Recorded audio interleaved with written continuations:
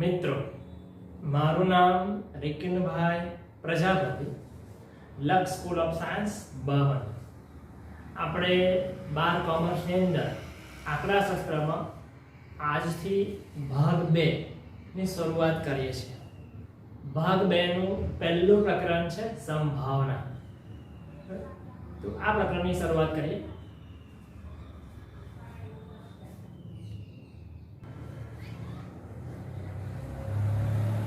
આ પ્રકરણમાંથી બોર્ડની પરીક્ષામાં કુલ 12 માર્ક્સનું પૂછાશે. એમાં તમારે લખ્યું હોય તો લખી કાઢો. વિભાગ A ની અંદર MCQ હશે, એક MCQ હશે અને એનો એક ગુણ હશે. B વિભાગમાં એક વાક્યમાં જવાબ હશે, એ પણ એક પૂછાશે પ્રશ્ન અને એનો ગુણ પણ એક હશે. પછી C વિભાગમાં પૂછાતો નથી, એટલે આપણે ડાયરેક્ટ લખીએ D વિભાગમાં દાખલો પૂછાય, ગણ્ય થિયરી પણ પૂછાઈ લેતી હોય છે. દાખલો પ્લસ થિયરી બંને આપણે તૈયારી કરવી પડશે. એ 2 પૂછાશે, 2 દાખલા, કાં તો એક દાખલો પૂછીને એક થિયરી પણ પૂછતા હોય છે, કાં તો બંને દાખલા પૂછે સાહેબ. તો એક દાખલો તો પૂછશે, 3 ગુણ એટલે કુલ ગુણ આવશે અને 6. અને છેલ્લો વિભાગ E ની અંદર એક દાખલો પૂછાશે. એક દાખલો હશે મેઇન, એની અંદર 2 દાખલા પૂછાશે અને A B તરીકે, અને એના ગુણ હશે 4 ગુણ. આ રીતના કુલ 12 માર્ક્સનું આ પ્રકરણ છે. થોડું ધ્યાન રાખવું આપણે પડશે. આમાં આપણે શરૂઆત કરીએ તો થિયરી. તો એક પ્રયોગ આવે છે યાદચ્છિક પ્રયોગ. એની આથી શરૂઆત સમજીએ તો યાદચ્છિક પ્રયોગ આપણે કોને કહી શકીએ? તો જે પ્રયોગનું નિરપેક્ષ રીતે, પ્રયોગ શબ્દ આવ્યો, કોમર્સમાં છીએ અને પ્રયોગ શબ્દ આવ્યો, એ આપણા માટે થોડું અલગ લાગશે. પણ અહીંયા આપણે જે પ્રયોગ કરવાનો છે એ કયો પ્રયોગ આવશે? તો સિક્કો ઉછાળવાનો પ્રયોગ. આપણી પાસે સિક્કો છે, આ સિક્કો ઉછાળવાનો પ્રયોગ છે. તો આ સિક્કો ઉછાળો, આ એક પ્રયોગ કહી શકાય. એ રીતના પાસો ફેંકવાનો પ્રયોગ. પાસા આપણને ખ્યાલ છે, પાસા ઉપર 1 થી 6 હોય. તો આ પાસો ફેંકવું, આ એક પ્રયોગ થયો. એના પત્તા રમીએ, પત્તામાં એક પ્રયોગ છે. એટલે મુખ્યત્વે આપણે આ ચેપ્ટરમાં 3 પ્રયોગો વધારે આવતા હોય છે: સિક્કો, પછી પાસો અને પત્તા. એની રિલેટેડ દાખલા વધારે હોય છે. તો જે પ્રયોગ, આ પ્રયોગો થાય, જે પ્રયોગનું નિરપેક્ષ રીતે, શબ્દ સમજો, નિરપેક્ષ. નિરપેક્ષ એટલે શું? એકની અસર બીજા ઉપર ના થાય, એને નિરપેક્ષ કહેવાય. એકની અસર બીજા ઉપર થાય તેને સાપેક્ષ કહી શકાય. સમજો તમને 2 સિક્કા આપણે ઉછાળી, મારી પાસે 2 સિક્કા છે, તો સમજો આ સિક્કો ઉછાળે, તો આ સિક્કો ઉછાળે, તમે છાપ આવશે. એકમાં છાપ આવી, તો બીજો સિક્કો ઉછાળીશ, તો બીજા સિક્કામાં છાપ જ આવશે. એવું શક્ય છે ખરું? પહેલા સિક્કાની અસર બીજા સિક્કા ઉપર થશે નહીં. કે ભાઈ પહેલામાં છાપ આવી તો બીજામાં પણ છાપ જ આવશે, પહેલામાં કાટી આવી તો બીજામાં છાપ આવશે. ઓપોઝિટ કે સેમ એવું કોઈ શક્ય છે નહીં. એટલે એ પ્રયોગ કેવો થયો? નિરપેક્ષ, કે એકની અસર બીજા ઉપર થતી નથી. તો જે પ્રયોગનું નિરપેક્ષ રીતે સમાન સંજોગોમાં, સમાન સંજોગ એટલે તમારે જે ઉછાળવાનું, એ ઉછાળવાનું સરખી રીતના ઉછાળવાનું. એટલે મેં જો આ રીતના ઉછાળ્યો, તો બીજો સિક્કો પણ આ રીતના જ ઉછાળવાનો. ફરી ગમે તે આમ ઊંચો ફેંકવું, ગમે તે અલગ રીતના ફેંકવું, એવું નહીં ચાલે. જેવી રીતના પહેલો સિક્કો ઉછાળ્યો, સેમ એવું બીજો સિક્કો પણ આપણે એ રીતના જ ઉછાળવાનો છે. એટલે સમાન સંજોગોમાં પુનરાવર્તન કરી શકાતું હોય. પુનરાવર્તન, ફરી તમે પ્રયોગ કરી શકતા હોય. મેં સિક્કો હમણાં ઉછાળ્યો, હવે બીજો ફરીવાર સિક્કો ઉછાળો, તો એને સિક્કોમાં લેવાનો અને ફરીથી માં સિક્કો ઉછાળવાનો. એટલે આપણે પુનરાવર્તન કર્યું. તો જેનું પુનરાવર્તન આપણે કરી શકીએ છીએ. અને ફરી શબ્દ સમજી લઈએ, યાદ રાખી દઈએ. જે પ્રયોગનું નિરપેક્ષ રીતે સમાન સંજોગોમાં પુનરાવર્તન કરી શકાતું હોય અને તે પ્રયોગના બધા જ શક્ય પરિણામો જ્ઞાત હોય. જેટલા પરિણામો છે બધા જ જ્ઞાત એટલે જાણતા હોય આપણે. જાણતા હોય એ લખે તો પણ ચાલે, પણ વ્યવસ્થિત ભાષામાં જ્ઞાત હોય. તો હવે કેવું, મારી પાસે સિક્કો છે તો સિક્કામાં છાપ કાં તો કાંઠે બધા જ પરિણામોને ખબર છે. આ સિવાય તો આવવાનું નથી. છાપના અંગ્રેજીમાં આપણે હેડ કહીએ તો એક આવશે એચ, અને કાંટી છે એને આપણે ટેલ કહેવાય એટલે ટી લેવાય. આ સિક્કો ઉછાળીશ, કોઈ પણ વ્યક્તિ સિક્કો ઉછાળશે, કોઈ પણ વ્યક્તિ, એચ કાં તો ટી બેમાંથી એક આવશે. એ સિવાયનું બીજું કોઈ પરિણામ આવવાનું જ નથી. એની બહારનું એ બી સી ડી એવું કશું જ આવવાનું નથી. શક્ય બધા જ પરિણામો જ્ઞાત થાય. સમજો હું પાસો ફેંકું છું, પાસાના શક્ય પરિણામો આપણને ખ્યાલ છે, કુલ 6 આવે. વન સાઈડ એક આવે અને બીજી 2 3 4 5 6. તો શક્ય પરિણામો આપણને ખબર છે 1 2 3 4 5 6. એટલે કે 1 થી 6 શક્ય પરિણામો. એટલે કે જેટલા બધા શક્ય પરિણામો જ્ઞાત, તમને બધા ખબર જ છે કે આટલા પરિણામ આવવાના. પરંતુ તે પૈકી કયું ચોક્કસ પરિણામ મળશે તેનું નિશ્ચિત અનુમાન કરી શકાતું ન હોય. બધા પરિણામોમાં સિક્કામાં ખબર છે કે એચ આવશે કાં તો ટી આવશે, એ પરિણામ ખબર છે મને કુલ, પણ ચોક્કસ કહી શકો ને કે હું સિક્કો ઉછાળું છું ને અત્યારે તો એચ જ આવશે, જાઓ 100%, એવું કહી શકું નહીં કે એચ જ આવશે, ચલો ભાઈ એચ જ આવશે 100%, આવું આપણે કહી શકીએ નહીં. સેમ એવું આવું પાસો ફેંકું તો પાસો ફેંકીશ 100% ના કે 100% નું પાસો ફેંક 6 જ આવશે, એવું ચોક્કસ તમે કહી શકો નહીં. ચલો ભાઈ ફેંક્યો છું તો 6 જ આવવાના છે, નક્કી છે, તેવું શક્ય આપણે કહી શકીએ નહીં. કે જે ચોક્કસ પરિણામ અનુમાન કરી શકાતું ન હોય. તમે કહી શકો 1 થી 6 માં આવશે, પણ 6 જ આવશે, તમે અનુમાન ન કરી શકો. આવો જે પ્રયોગ થયો એને કહેવાય યાદચ્છિક પ્રયોગ. હવે એના લક્ષણો જોઈએ. લક્ષણો વ્યાખ્યાને આધારિત લક્ષણો છે. યાદચ્છિક પ્રયોગનું નિરપેક્ષ રીતે, જે પહેલી વ્યાખ્યા છે એને છે, નિરપેક્ષ રીતે સમાન સંજોગોમાં પુનરાવર્તન કરી શકાય છે. કે તમે સિક્કો ઉછાળો, ફરી તમારી ઈચ્છા થાય ફરીમાં સિક્કો ઉછાળો છો, તમે પુનરાવર્તન કરી શકો છો. નિરપેક્ષ રીતે એકની અસર બીજા ઉપર થતી નથી. સમાન સંજોગોમાં, મેં આ રીતના ઉછાળ્યો તો આ રીતના ફરી તમારે ઉછાળવું પડે, ફરી તમે અલગ રીતના ફેંકો તેવું ચાલી શકે નહીં. સમાન સંજોગોમાં પુનરાવર્તન કરી શકાય છે. આ 2 માર્ક્સમાં પૂછાઈ શકે, 3 માર્ક્સની અંદર, 2 માર્ક્સની અંદર. બીજું, યાદચ્છિક પ્રયોગના શક્ય તમામ પરિણામો જ્ઞાત હોય છે. વ્યાખ્યા પરથી જ છે, શક્ય બધા જ પરિણામો. સિક્કો ઉછાળીશ તો મને ખબર છે એચ કાં તો ટી બેમાંથી એક આવશે. શક્ય બધા જ પરિણામો જ્ઞાત છે, પરંતુ તે પૈકી કયું ચોક્કસ પરિણામ મળશે તેનું નિશ્ચિત અનુમાન કરી શકાતું નથી. તો ચોક્કસ કહી નાખશો કે આટલા જ આવશે, કે ચલો ભાઈ સિક્કો ઉછાળીશ તો સિક્કો કે ચોક્કસ 100% એચ જ આવશે, જાઓ, એવું કહી શકું નહીં.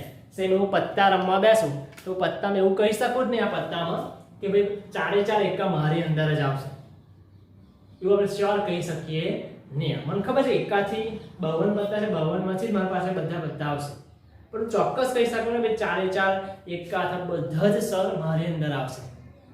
મને ખબર છે કે આટલામાંથી જ આવશે, પણ કયું ચોક્કસ પરિણામ મળશે એનું અનુમાન કરી શકું નહીં. તો આ પ્રયોગ થઈ ગયો આપણો યાદચ્છિક પ્રયોગ. આ એનું બીજું લક્ષણ છે.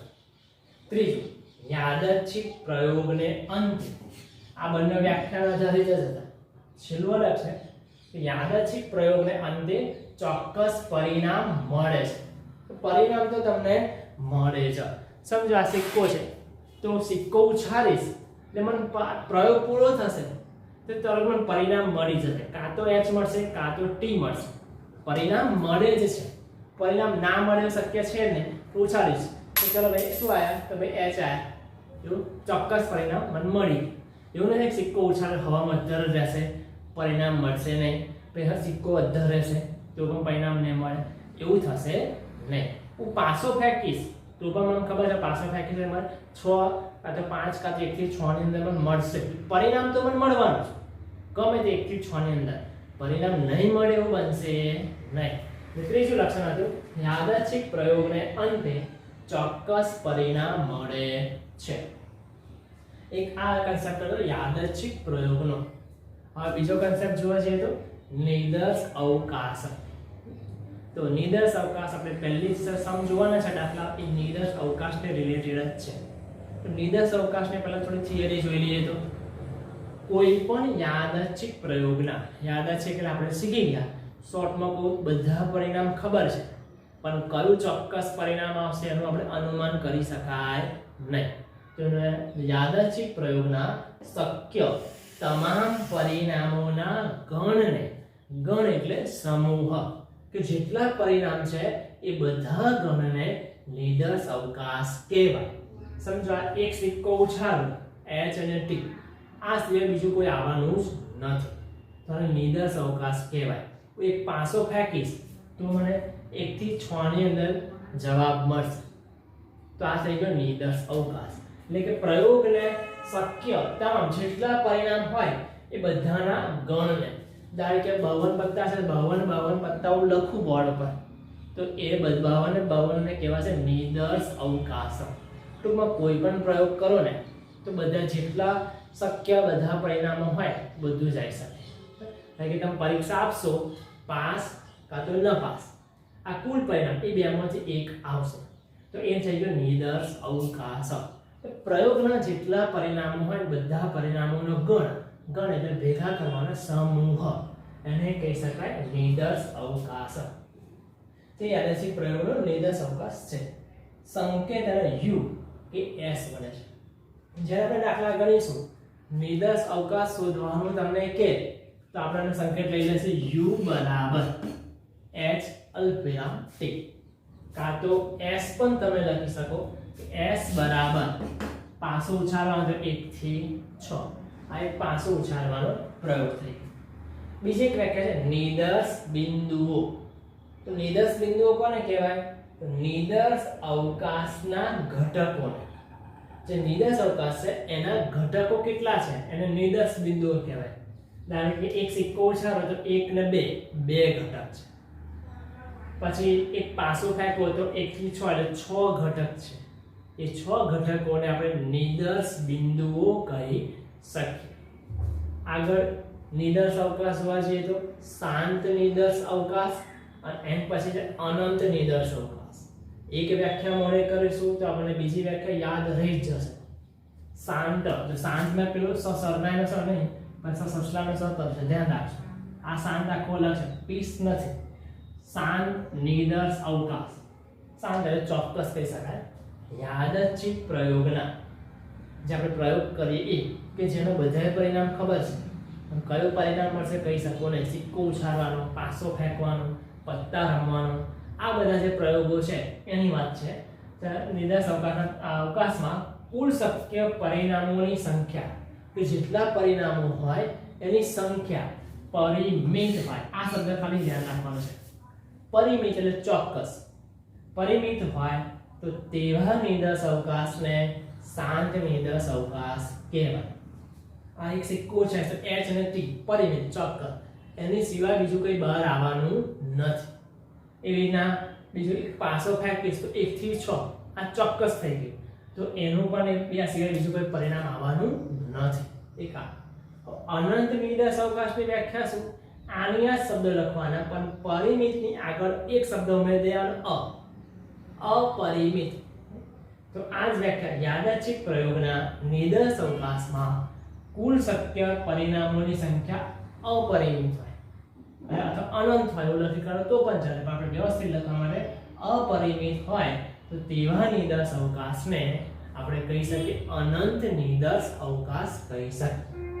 એટલે ખાસ એક જ શબ્દ રાખવાનો પરિમિત હોય સંખ્યાઓ તો આપણે શાંત નિદર્શ અવકાશ કહેવાય અને અપરિમિત હોય તો એને આપણે અનંત નિદર્શ અવકાશ કહી શકીએ. અનંત નિદર્શ અવકાશનું ઉદાહરણ વારંવાર પરીક્ષામાં પૂછાતું હોય છે ઇલેક્ટ્રિક બલ્બનું આયુષ્ય. જે આપણે ઇલેક્ટ્રિક બલ્બ હોય એનું આયુષ્ય એ છે એનું ઉદાહરણ છે તો અનંત નિદર્શ અવકાશનું ઉદાહરણ છે.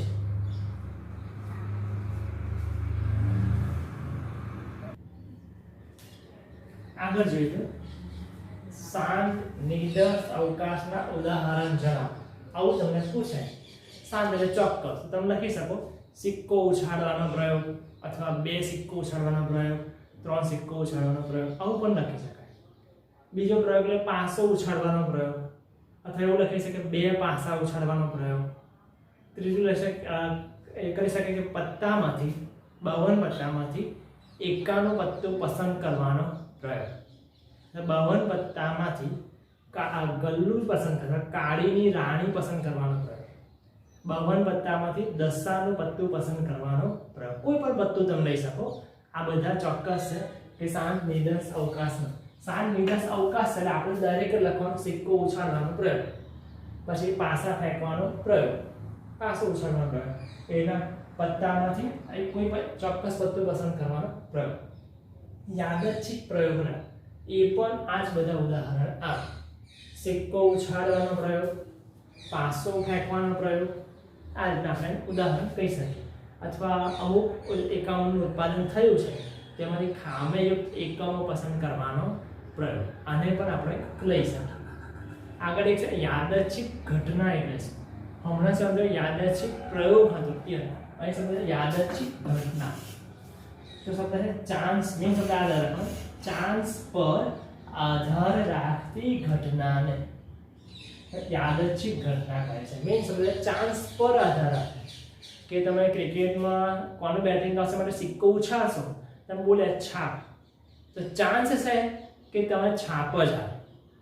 એટલે પાસો ફેંકો અને તમારી ઈચ્છા કે 6 આવે, ચાન્સ છે કે 6 આવી શકે. આવશે જેવું નથી, ચાન્સ તક છે, બરાબર, ઓપોર્ચ્યુનિટી છે બીજી ભાષામાં કહેજો.